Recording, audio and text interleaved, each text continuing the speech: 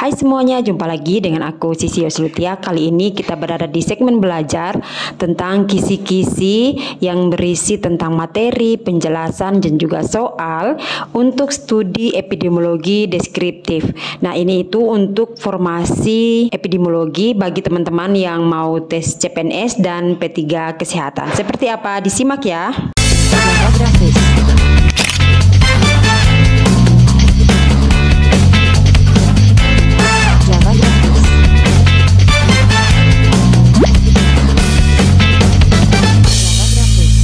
Yang pertama kita akan membahas dulu jenis-jenis dari epidemiologi. Jadi materi kali ini itu semuanya tentang studi epidemiologi deskriptif, di mana ada beberapa jenis-jenis epidemiologi. Nah, berdasarkan metode investigasi, epidemiologi dibagi menjadi dua, yaitu epidemiologi deskriptif dan epidemiologi analitik. Epidemiologi deskriptif itu mempelajari peristiwa dan distribusi penyakit. Nah, untuk epidemiologi analitik itu mempelajari faktor-faktor yang mempengaruhi distribusi penyakit atau biasanya dikenal dengan determinan. Nah, untuk yang B, epidemiologi deskriptif definisinya itu adalah cabang epidemiologi yang mempelajari tentang kejadian dan distribusi penyakit.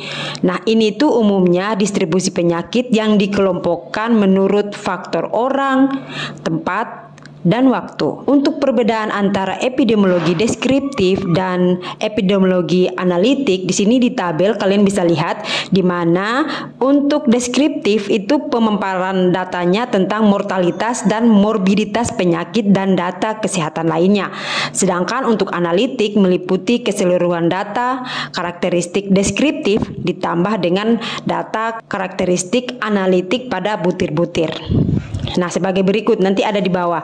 Nah, ini tuh yang kedua, pemaparan data dalam bentuk tabulasi yang tersusun secara statistik, sementara untuk analitik mengadakan berbagai penelitian menurut metode epidemiologi seperti kohor, case control, screening test, dan lain-lain. Nah, untuk yang ketiga, komplikasi data tabulasi itu dia terbagi atas 3 variabel, yaitu man, place, dan time, atau orangnya, tempatnya, atau waktunya. Sedangkan untuk analitik itu mengadakan analisis dan uji intervensial dari data yang diteliti. Nah, dan yang terakhir, mengadakan analisis tabulasi tanpa uji intervensial dan data tanpa pembahasan hubungan sebab akibat. Sedangkan untuk analitik di mana mengembangkan pengetahuan dan prosedur penanganan masalah letupan dan endemisitas penyakit dengan cara-cara yang baru dan lebih operasional. Nah, berikutnya untuk ruang lingkup kajian epidemiologi deskriptif itu jenis-jenis epidemiologinya itu dia terbagi lagi, di mana kegiatan pokok yang harus dilakukan dalam epidemiologi deskriptif itu ada 2, yaitu studi terhadap jumlah dan distribusi penyakit, kondisi, cedera, dan ketidakmampuan. Nah, yang terakhir yang kedua yaitu kematian dalam populasi.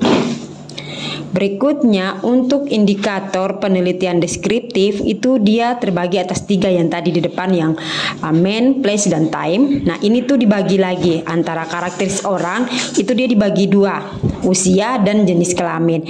Sementara untuk tempat dan karakteristik waktu itu tidak ada pembagian lagi.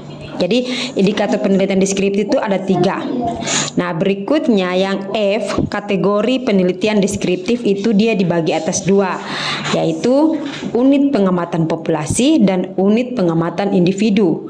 Di mana unit pengamatan populasi dia dibagi menjadi 2 lagi, yaitu penelitian korelasi populasi dan rangkaian berkala atau time series.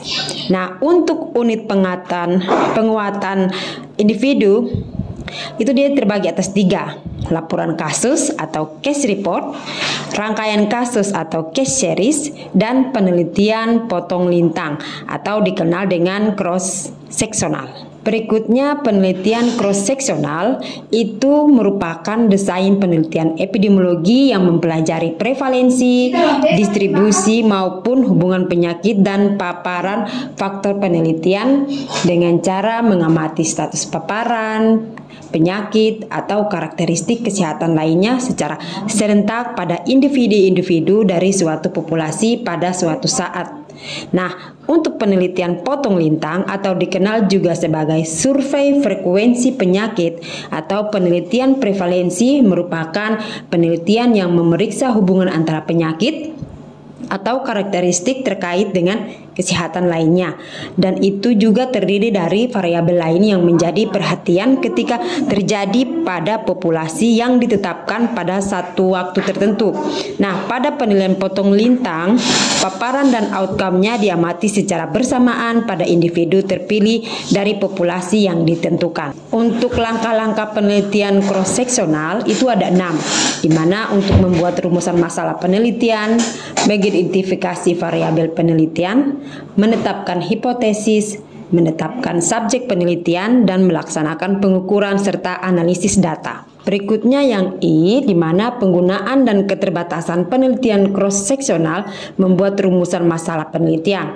Nah, untuk penelitian potong lintang atau cross-seksional ini dapat digunakan untuk berbagai tujuan, yaitu untuk survei prevalensi, menggambarkan karakteristik populasi dalam orang dan siapa dan juga tempat atau di mana. Nah, yang ketiga yaitu kajian pengetahuan, sikap dan tindakan. Nah, yang keempat, alat manajemen bagi manajer untuk merencanakan pelayanan kesehatan. Lalu penelitian potong lintang ini juga dapat digunakan untuk mengembangkan hipotesis bagi penelitian hubungan sebab akibat. Selanjutnya kita akan membahas tentang soal-soal yang berhubungan dengan studi epidemiologi deskriptif. Nomor 1, jenis-jenis epidemiologi berdasarkan metode investigasi yang terbagi atas 2, yaitu A. Epidemiologi deskriptif dan epidemiologi eksperimen, B. Epidemiologi analitik dan epidemiologi eksperimen, C. Epidemiologi deskriptif dan epidemiologi distribusi, D. Epidemiologi deskriptif dan epidemiologi analitik, E. Epidemiologi analitik dan epidemiologi ekosistem. Jawabannya adalah D. Epidemiologi deskriptif dan epidemiologi analitik. Nomor 2, definisi epidemiologi deskriptif. A. Cabang epidemiologi yang mempelajari tentang kejadian dan distribusi wabah, umumnya distribusi penyakit dikelompokkan menurut faktor orang, tempat, dan waktu. B. Cabang epidemiologi yang mempelajari tentang kejadian dan distribusi angka kesakitan, umumnya distribusi penyakit dikelompokkan menurut faktor orang, tempat, dan waktu. C. Cabang epidemiologi yang mempelajari tentang kejadian dan distribusi penyakit, umumnya distribusi penyakit dikelompokkan menurut faktor orang, tempat, dan waktu. D. Cabang epidemiologi yang mempelajari tentang kejadian dan kejadian luar biasa atau KLB, umumnya distribusi penyakit dikelompokkan menurut faktor orang, tempat, dan waktu. E. Cabang epidemiologi yang mempelajari tentang kejadian dan kejadian luar biasa KLB serta wabah, umumnya distribusi penyakit dikelompokkan menurut faktor orang, tempat, dan waktu. Jawabannya adalah C. Cabang epidemiologi yang mempelajari tentang kejadian dan distribusi penyakit, umumnya distribusi penyakit dikelompokkan menurut faktor orang, tempat, dan waktu. Nomor 3, ruang lingkup kajian epidemiologi deskriptif harus dilakukan kegiatan pokok, yaitu 1. Studi terhadap jumlah, 2. Distribusi penyakit, kondisi, cedera, dan ketidakmampuan, 3. Kematian dalam populasi, 4. Ekosistem dan eksperimen, 5. Sistem analitik. Opsinya adalah A. 1, 3, dan 5, B. 2, 3, dan 4, C. 3, 4, dan 5, D. 2, 4, dan 5, E. 1, 2, dan 3. Jawabannya adalah E. 1, 2, dan 3. Nomor 4. Apa yang dimaksud dengan penelitian potong lintang atau cross-sectional study? A. Desain penelitian epidemiologi yang mempelajari prevalensi, distribusi maupun hubungan penyakit dan paparan faktor penelitian dengan cara mengamati status paparan, penyakit atau karakteristik kesehatan lainnya secara serentak pada individu-individu dari suatu populasi pada satu saat. B. Desain penelitian epidemiologi yang mempelajari wabah, frekuensi maupun hubungan wabah dan paparan faktor penelitian dengan cara mengamati status paparan, penyakit, atau karakteristik kesehatan lainnya secara serentak pada individu-individu dari suatu populasi pada suatu saat. Epidemiologi deskriptif dan epidemiologi distribusi. C. Desain penelitian epidemiologi yang mempelajari intervensi, frekuensi, maupun hubungan gejala dan diagnosa faktor penelitian dengan cara mengamati status paparan, penyakit, atau karakteristik kesehatan lainnya secara serentak pada individu-individu dari suatu populasi di suatu saat. D.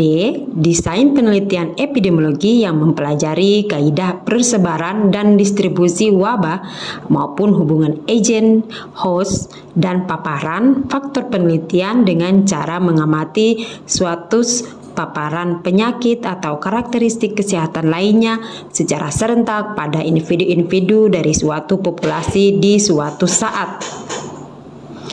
E. Desain penelitian epidemiologi yang mempelajari kaidah persebaran dan distribusi wabah maupun hubungan agen, host, dan paparan atau faktor penelitian dengan cara mengamati status paparan penyakit atau karakteristik kesehatan lainnya secara serentak pada individu-individu di suatu populasi pada suatu saat. Jawabannya adalah A. Desain penelitian epidemiologi yang mempelajari prevalensi, distribusi maupun hubungan penyakit dan paparan untuk faktor penelitian dengan cara mengamati status paparan, penyakit, atau karakteristik kesehatan lainnya secara serentak pada individu-individu dari suatu populasi pada suatu saat.